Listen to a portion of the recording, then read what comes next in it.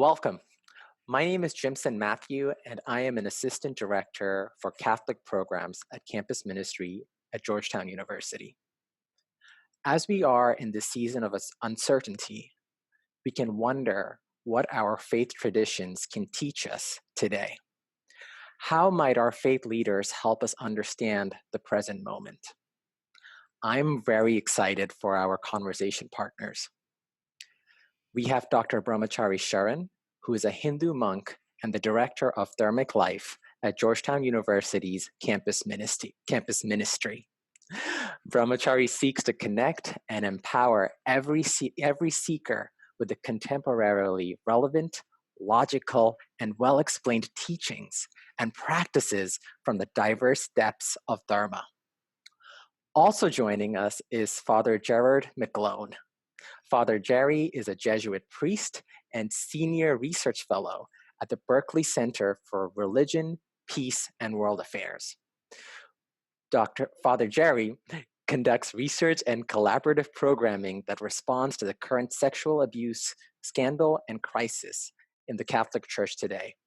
For more information about Brahmachari and Father Jerry, please refer to the description box below. Thank you, Brahmachari and Father Jerry, for joining us. I'm curious, where are you physically at, and how are you adjusting to this time? Brahmachari. Father Jerry is always very gracious in letting me go first. Well, thank you, Jimson, for having us and for creating another forum for both Father Gerard and I to get together and discuss our teachings and get to know each other a little bit better by that. And hopefully share a little bit about our traditions with everyone who is listening. Well, at this moment in time, I'm in London.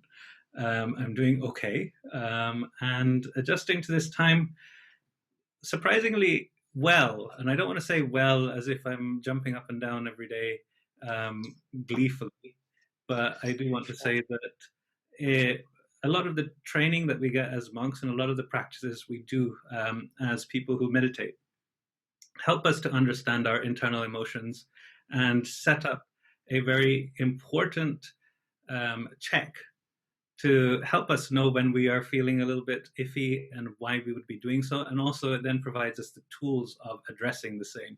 And we get the very stringent teaching of either meditating in a cave or in a forest to give us that kind of practical practice. But I think because of that, I'm okay. That's awesome. How about yourself, well, Father? Likewise, too, I'd like to say thank you to Jimson, and always delightful to be with you, Brahmachari. And so sorry that you're not here on campus. I always find it curious when people say, "Well, where are the Jesuits going to go?" When this crisis began, there was all these questions. So now where do you go? And it's, well, we live here. We're not going anywhere. I'm living here at Wolfington Hall, doing the same sort of emotions and perceptions that Brahmachari just talked about.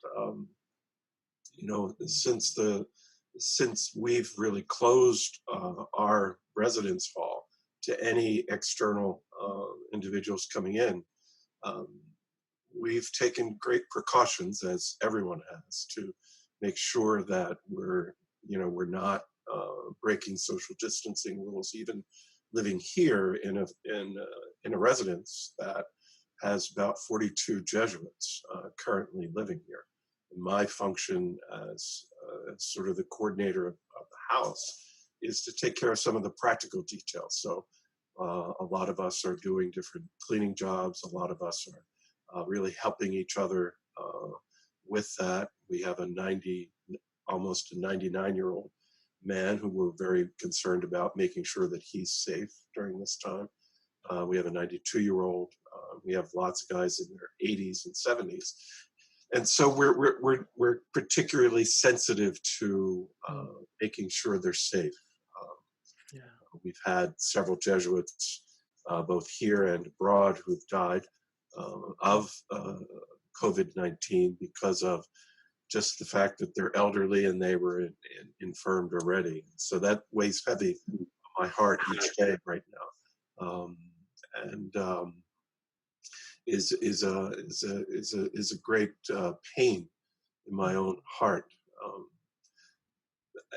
Much like what Brahmachari was talking about, in the Jesuit tradition, we wake up to prayer. We wake up in that sense of meditation, in that sense of contemplation, in that sense of being aware of who we are and where we are each day. So that discipline has really been a great grace to deepen and to just be called more into.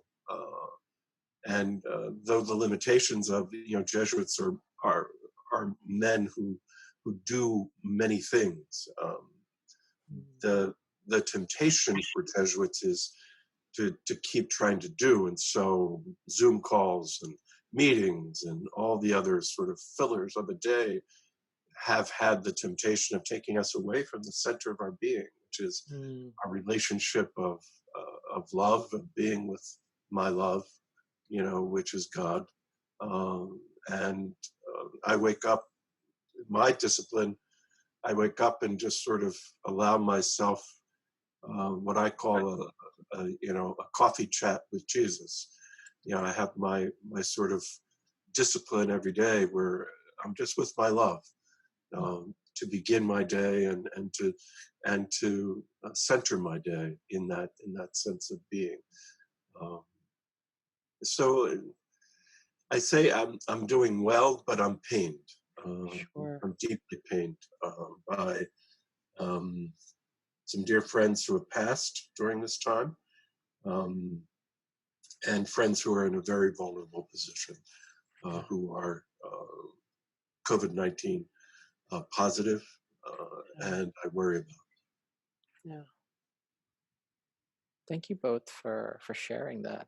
I think I am deeply struck about how uncertainty can affect us in many ways, and how our practices help us in some ways guide us in the midst of these seasons, while still involving those very feelings we have. I think I'm amazed at how both our practice involves our very physical self. And so thank you very much for sharing that. I think on that similar note of, so as being individuals who are experiencing changes during the season, you also are faith leaders and in your own communities. I'm very curious on that line of as a faith leader within your tradition, what sort of questions do you receive from your students and communities, and how do you go about responding to them?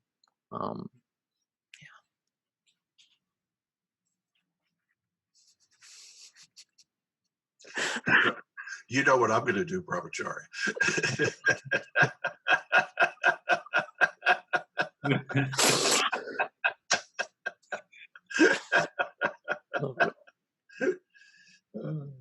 Okay. I will definitely accept Father Jerry's in therefore to continue. In terms of our communities, it's been a very different thing. Initially, obviously, with the immediacy of our students having to move out of their dorms and return back to their families, it was a lot about upheaval. How do you handle upheaval? How do you handle new circumstances? And then as that changed to, well, now we're with our families. How do we handle living with our families? Mm-hmm. How do we handle the uncertainty of what might happen to our families as they go about their duties of shopping, or if they go out for exercise? There is uncertainty that hangs as a cloud. We've got that kind of question. We've got another kind of question, which, as time has gone on, we've seen more and more people pass away from our communities. So some very real questions of how do we mourn in these kinds of times where we're not physically together. When we mourn, we are giving comfort to others by our physical presence there. We don't need to say anything. Saying things when people are feeling the real wrenching sadness that comes with grief is counterproductive. And so our teachings are always just be there for those people. Don't ask them what you want or how can I do something for you. Tell me if you need anything. All of those questions we always advise to give over. And we advise people, therefore, just to be with them. Being with someone over Zoom is a good substitute or alternative, but it's not the whole. It's not the whole answer. So it's been a mix of dealing with those kinds of questions, but also trying to reformulate how do you do presence that solve that reassuring presence that you would normally give to someone. And to an extent, this kind of method is implicated in responding to the students as well. The students who are asking these questions are feeling that uncertainty, are feeling that anxiety, and just academic answers or even concerned answers remain just answers, unless there's some way to circumvent that and actually provide the presence as well.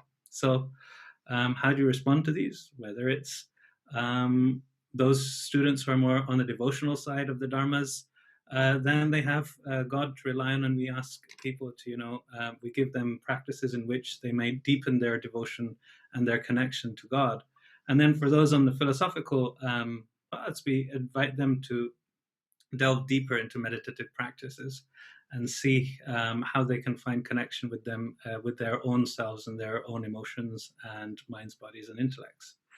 So that's been the kind of thing we've been doing. Brahmachari, could you explain the students' experiences doing this on Zoom or even hearing this on Zoom? Mm-hmm. What are some feelings that are often echoed? A lot of them are appreciative. First and foremost, they're appreciative for the amount of connection that is possible through Zoom. And then we both recognize that there is something that we'll never be able to convey over Zoom. Mm-hmm. So what can we do to try and give them a kind of proxy whilst we're in absence of each other physically? And 9 times out of 10, the practices that we've developed in Dharma are specifically because we are a community of individuals, of individual practitioners. And as such, so long as there is a practice for them that they can try and we can guide them through the steps of how to practice it, slowly but surely that practice itself develops the presence that they so dearly cherish. Awesome. Thank you for sharing that. And Father Jerry?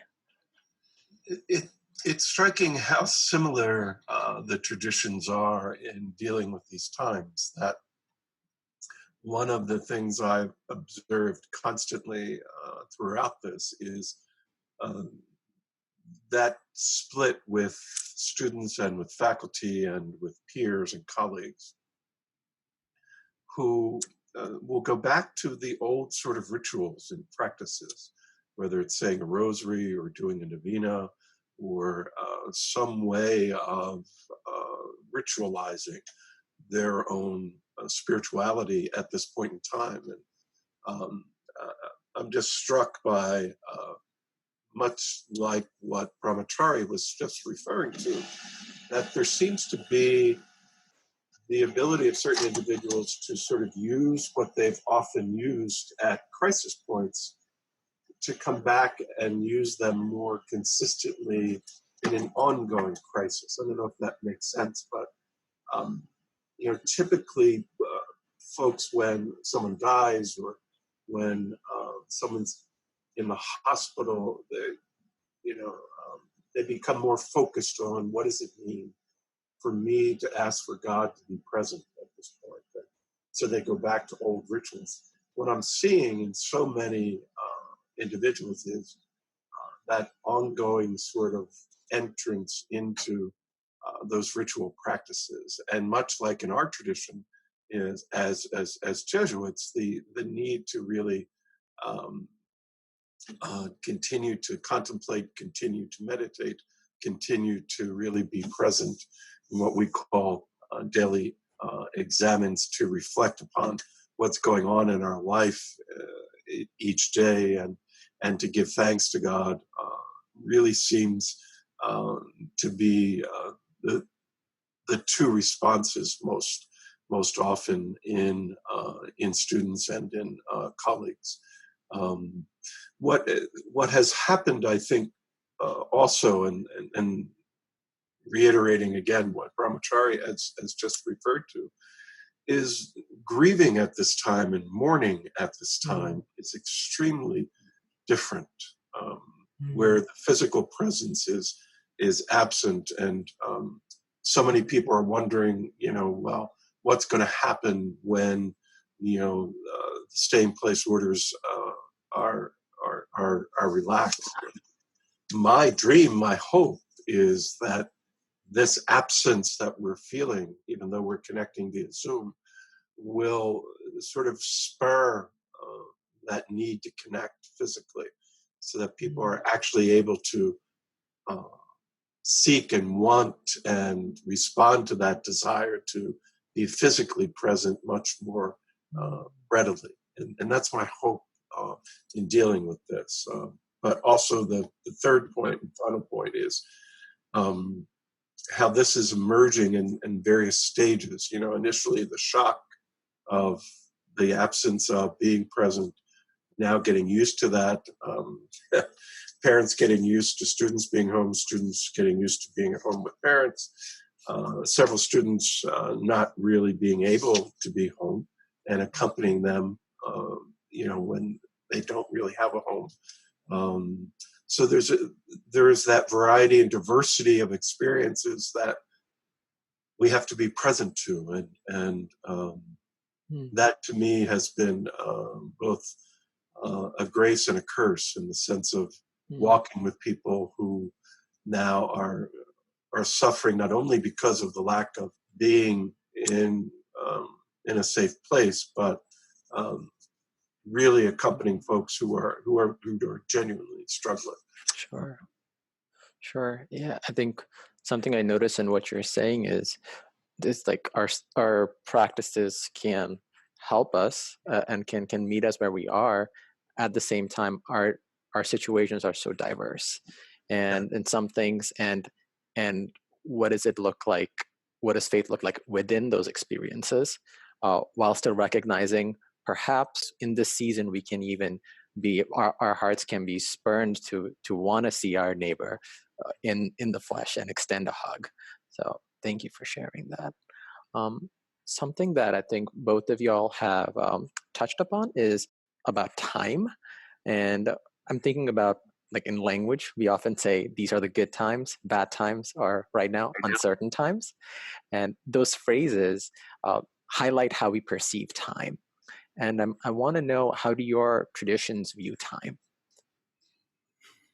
And if it's helpful, Father Jerry, would you like to start? In the spirit of camaraderie. I always want to be gracious and defer, but since you put me on the spot now, which I will never let you forget, Jimson, by the way, as soon as I see you again in person. I think that's a wonderful question. I think philosophically and theologically, I'm not sure we have a theology of time, but I think what you're referring to is, I think, a profound grace and challenge for any person of faith is to really enter the moment. I mean, Jesus was very clear as to the fact that you don't have to worry about tomorrow.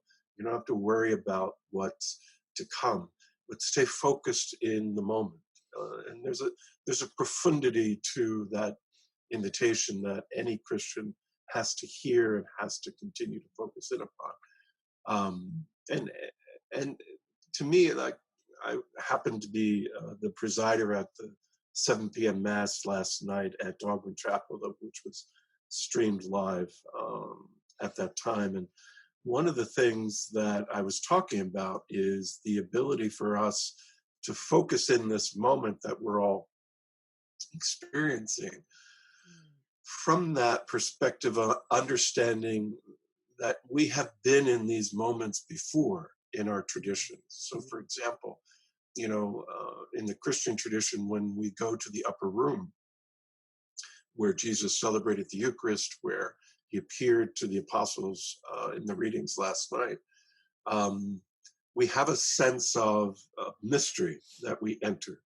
Our sacramentality allows us to go back to that very moment and be with the companions in the upper room, as we enact in our liturgy that we are enacting a historical reality, but it is now, much like the Judeo-Christian sort of sense of remembering, that I just don't recall a past event, I am in that event currently. And so for us, that sense of time is so rich and it's so profound that I experience the upper room now with my companions now.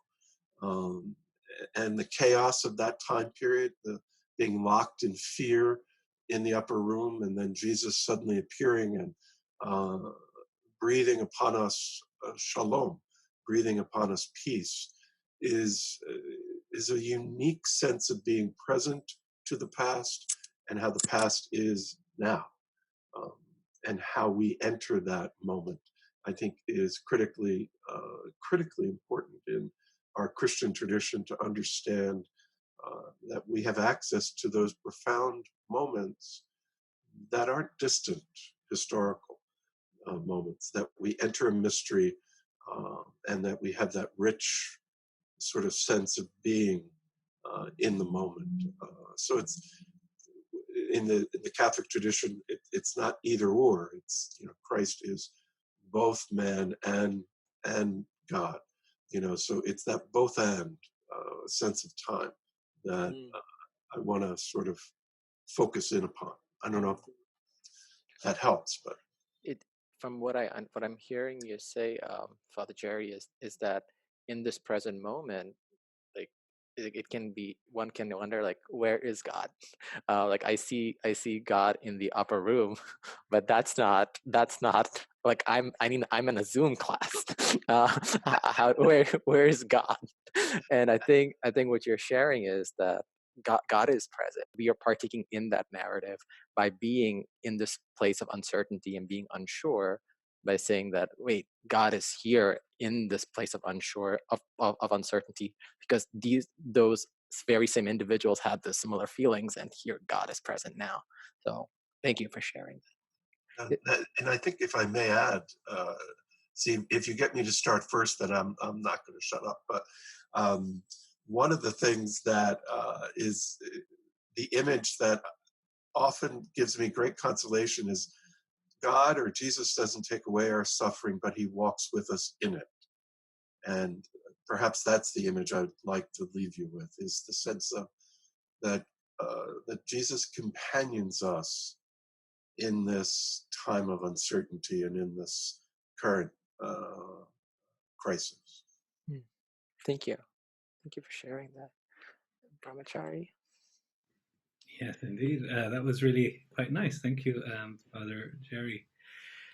Time. The saying goes, you give a Hindu monk a mic and you'll never know what time, you'll understand the meaning of time, as in how quickly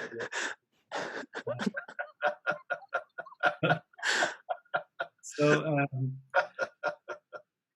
in our teachings, we understand the multiverse as having base constituents, and we're taught about, especially thanks to Vaisheshika. Funnily enough, that was my reading for this quarantine time over here in London. We're taught that after this cycle of emanation began, it begins with antimatter that leads into matter, that is corollary with time, space, and natural laws. So time being one of those constituents, it's a thing that we have a lot of philosophy about. the real philosophy comes up when the debates begin between first the Jains and the Vedantins, and then the Buddhists and the Vedantins. And they all say that we believe in cyclical time. We believe everything is cycles, and that because energy can't be destroyed, it's simply retransfigured each time. So once we have an emanation point, we have a stasis point, and then we have a dissolution point before re-emanation, restasis, redissolution, and that cycle is endless.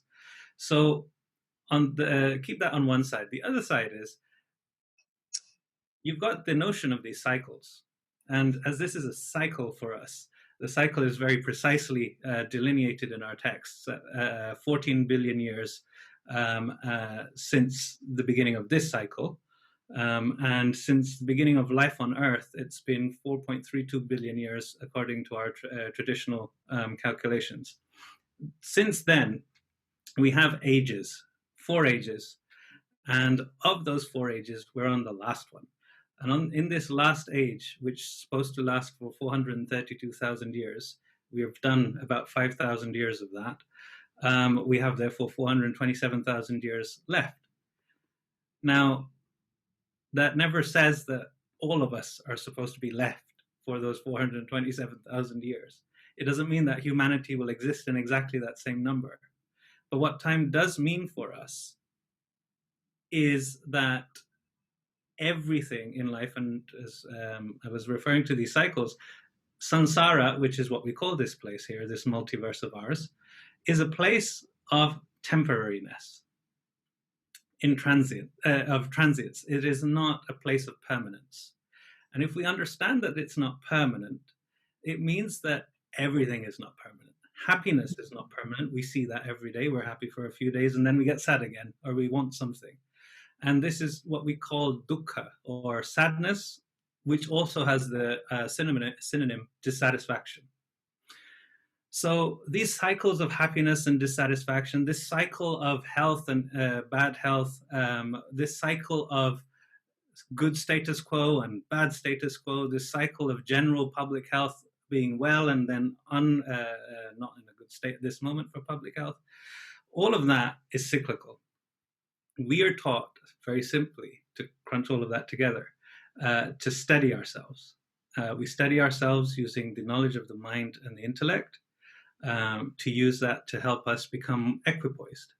Not to be, and you'd find this in the Bhagavad Gita, for example, not to become perturbed by fortuitous situations or calamitous situations, but to use your understanding of self, to use your understanding of connection with the multiverse, to ground you. Seeing the bigger picture grounds us. And in terms of anxieties, the final thing I'll say is from the Bhagavad Gita itself, is that we are asked not to look at things that are out of our control.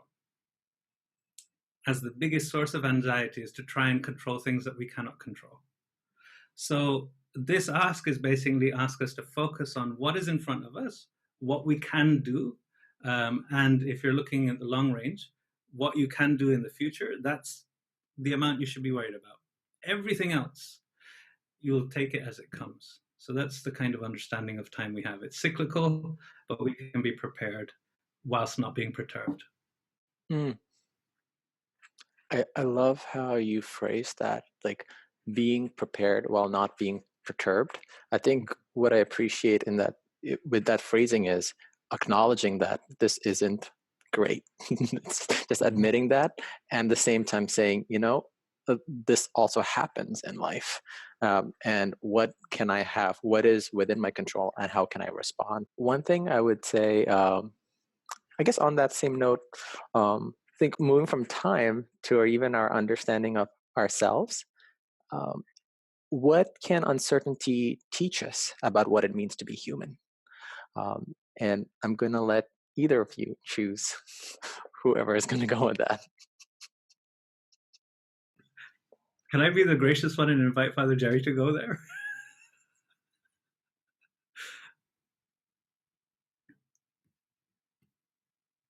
Jason said I'm muted. Could you unmute me, Jimson? Can you hear me now? That's a very dangerous thing to do, is to mute a Jesuit.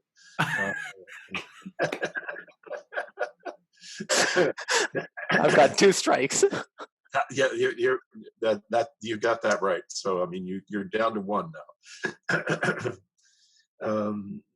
I think what, excuse me, one of the aspects of uncertainty that for a Christian, for any I think individual, is to not run from it. These are what I as a psychologist also, I think we're often trained in our own family of origins and in cultural realities to sort of numb out difficult emotions. So we either drink or we eat or we work away what are very uneasy circumstances. So, for example, what we're seeing in the fact that the liquor stores are a booming business right now. Well, why is that? Because culturally, and I think in our family of origins, we're not taught well how to sit in uncertainty and how to sit in sadness, or how to sit in doubt, as we talked about last night. That to me is the first aspect of this, that can we reframe in our own cognitive sort of aspect of how do we see emotions first and foremost? Do we see any emotion as an opportunity of grace and as an opportunity of understanding? And I think that to me is the first quagmire we have to face, getting away from the good or bad emotions and watching how we moralize emotions would be important. It's the first aspect of that, both psychologically and theologically.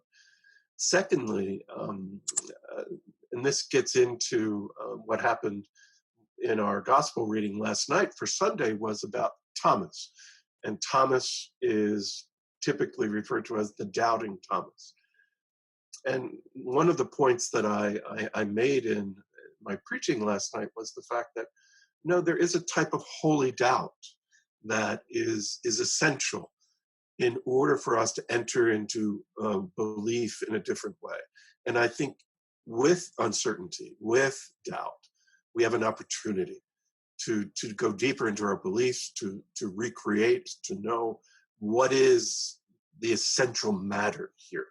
And that's what I think the example of Thomas gives us, that if we can hold together opposites, if we can be in circumstances that are emotionally incredibly complex, much like I think Brahmachari, what you were referring to, that, I may be happy one day and then I'm sad 2 days later. For us to be part of that cycle, as Brahmachari, pointed out, to be what we would say discerning which of these uncertainties is of God and which is not, I think allows us to really get the information within the uncertainty or the fear or the doubt or the helplessness to understand, is it that I'm just uncomfortable being unsure, and perhaps I'm being asked in really confronting uncertainty to understand my powerlessness to control anything. And I think that's a profound grace that men in particular, the masculine sort of reality, is that we got to do something in times of uncertainty in order for us to manage it. Well, perhaps it's not about doing anything, but simply being present to the uncertainty and really sort of sifting through and just understanding the grace of doubt, the grace of uncertainty that stares us in the face that we often want to run from. Thank you for sharing that.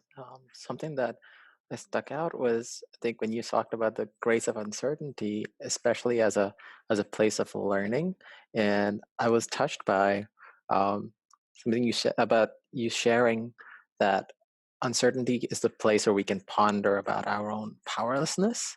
And I think it's easy to want to run away from those feelings and those emotions, as opposed to seeing it as perhaps this is a friend that can teach me something, that perhaps there is, as you said, as an opportunity. Thank you. Brahmachari. Yeah, most of those are very, very much echoable. In our case too, one of the verses that are coming to mind at the moment is a very famous one, especially from the devotional traditions of deep devotion to God. There is the saying of Nishwase nahi vishwaso kadaruddho bhavishyati. There is one can have no faith on whether our breath will be with us this morning or not.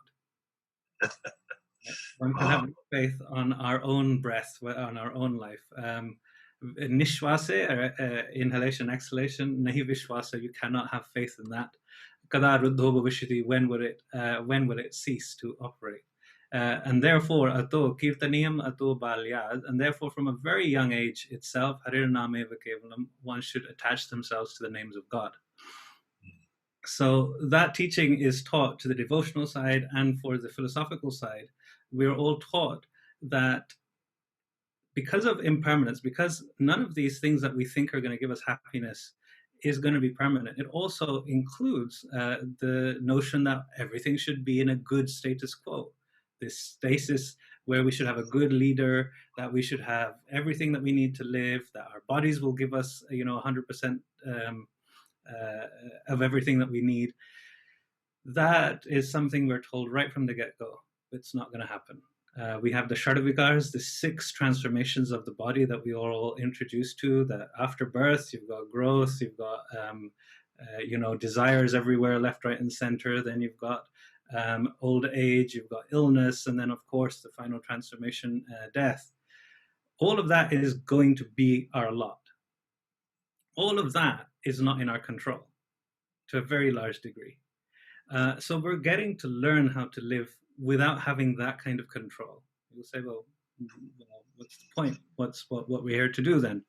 The answer comes that we're here to follow what our inner voice is asking us to do, so long as obviously it's not a one that leads down to endless pits, but one that actually is helping us to grow as human being. We call it liberation from suffering is our goal as followers of Dharma.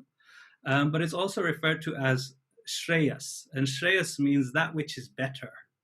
That which is better.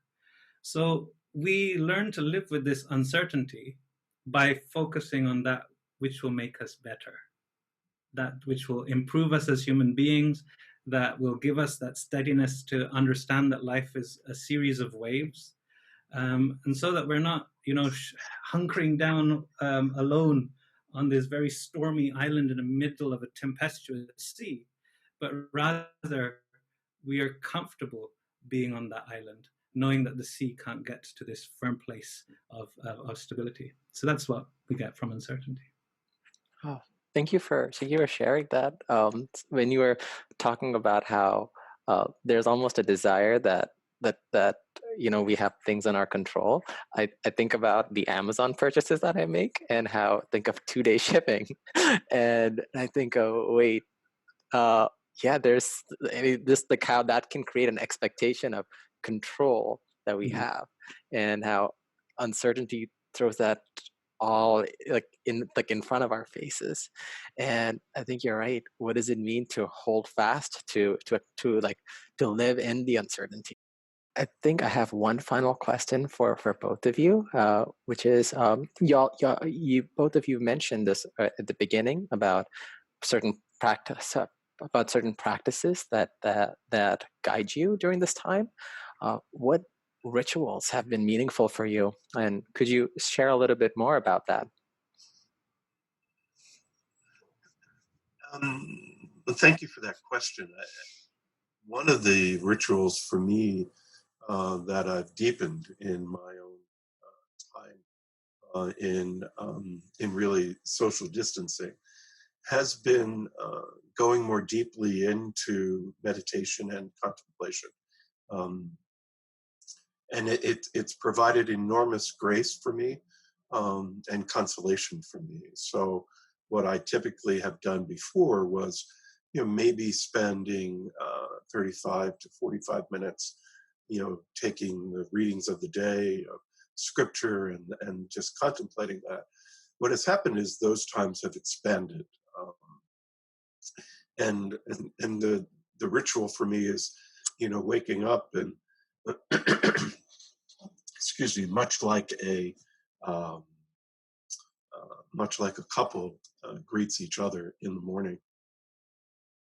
I really spend time with God in prayer at that point, to really talk about and listen to what desires come naturally each day.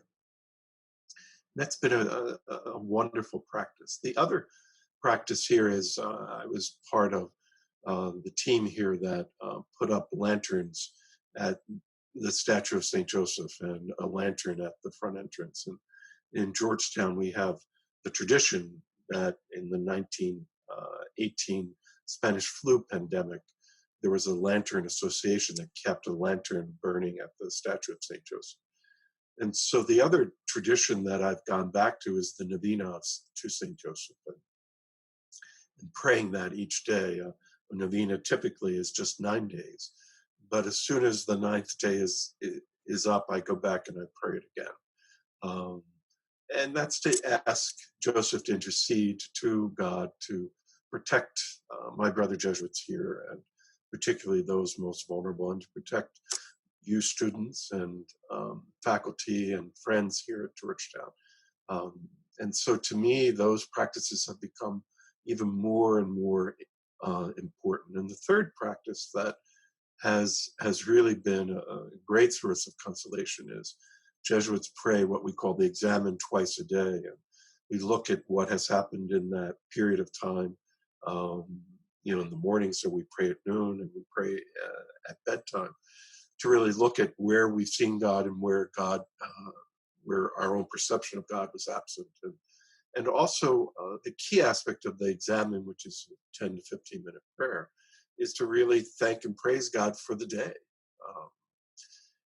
It has been so rich an experience for me of gratitude, of really understanding and knowing how blessed I am in being in the house with my companions.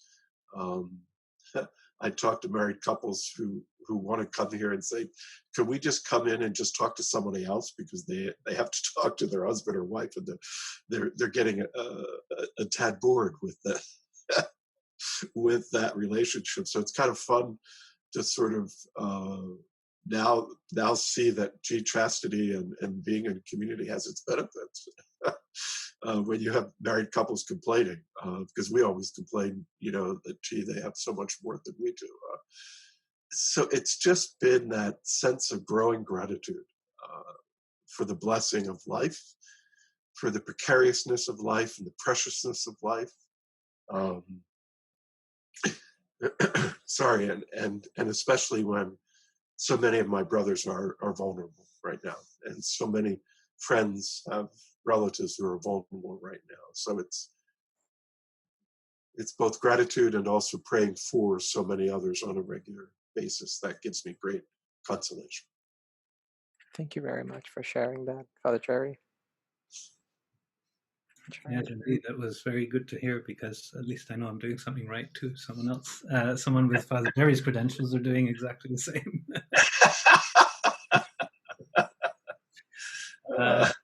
Yeah, I would only echo and lift a few things specifically.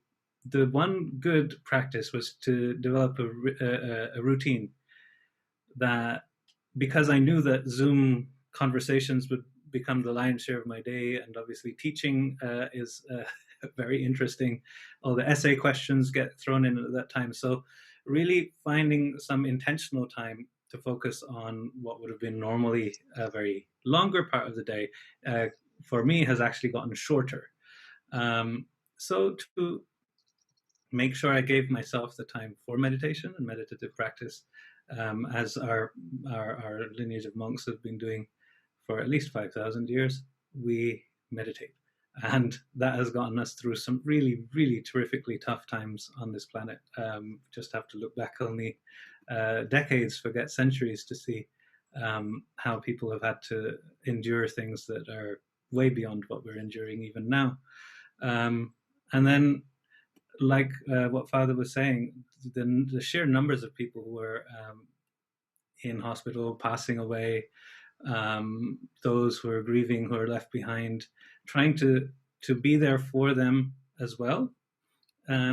It does it does exact a toll from you, both in terms of your emotional selves, but also in terms of time. And therefore, again, I come back to this this thing where even if I've now had to stay up way past midnight just because a wake is taking place in Los Angeles or something like that, which has happened this week, unfortunately, I then do my nightly meditations before I sleep. And I don't care if I get tired the next day, because I understand exactly how important meditation is to us as a foundation. So I'd say in terms of rituals, it would be the routine. It would be to include my meditative practice. And then I'm going to let you in on a secret. So our tradition is, it has a sliding scale spectrum of deep devotion to God and extreme philosophy. And both of those are concurrent. Both of those go hand in hand for our tradition. Mm-hmm. And you could be extremely, you know what, God is a maniac because he created this pandemic and all these people are dying. I don't want anything to do with that maniac. And on those points, we still have our philosophical teachings which tell us, well, we're part and parcel of the multiverse. So rather than focus on the minutiae of what's going on, pull yourself out of your own selfish state, knowing full well that you do need to give compassion to yourself, but also giving compassion to people who are going through much, much worse than we are. Mm-hmm. So for those days, the philosophical side rules. And then for those days when now I know that there are 12 people that I know personally who are in ICU, putting their concerns and lifting that concern up devotionally, that gives a lot of strength. So really digging deep into our tradition via study, via practice, I think that is what has kept me going in terms of rituals. Thank you, Brahmachari, for sharing that. Thank you so much, Brahmachari and Father Jerry, for this wonderful conversation. I'm grateful for the wisdom you shared, especially for such a time as this. Your words help us better understand the moment through which, of this moment, the present moment, through the lens of faith. Thank you. And for more information about Brahmachari and Father Jerry, please look at the description box. And thank you so much for joining us, and we hope to see you soon. Thank you. God bless. Thank you. God bless.